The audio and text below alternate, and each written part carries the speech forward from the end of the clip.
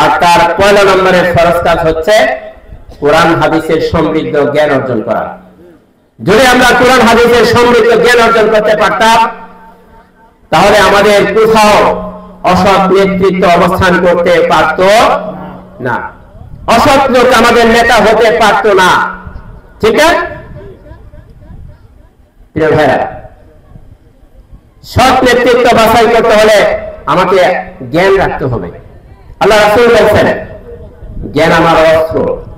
আমি আবার বলছি হাদিসটা, রাসূল বলতেছেন জ্ঞান আমার অস্ত্র।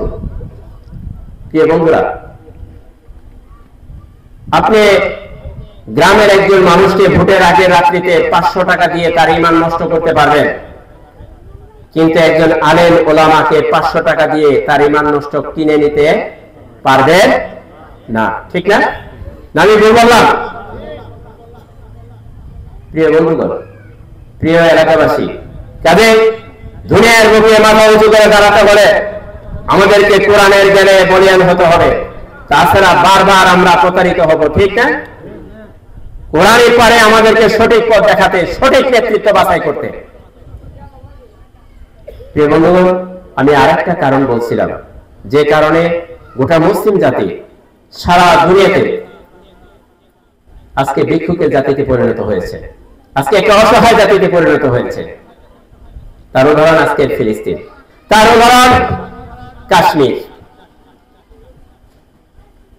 প্রিয় বন্ধুরা, সেই দ্বিতীয় ফরজ কাজটা আমার সেলিম ভাই আয়াতখানা তেলাওয়াত করছেন, যে সূরা আল ইমরানের 103 নম্বর আয়াত, যে বিসমিল্লাহির রহমানির রহিম ওয়াতাসিমু বিহাবলিল্লাহি জামিআও ওয়া লা তাফাররাকু। আল্লাহ তাআলা বলেন, তোমরা দলবদ্ধভাবে সংঘবদ্ধভাবে আল্লাহর রজ্জুকে ধরো এবং পরস্পর বিচ্ছিন্ন করো না। এটা কার নির্দেশ? যে আল্লাহ আমার আপনার উপর 5 ওয়াক্ত নামাজের নির্দেশ দিয়েছেন, যে আল্লাহ আমার আপনার উপর রমজানের রোজার নির্দেশ দিয়েছেন, যে আল্লাহ আমার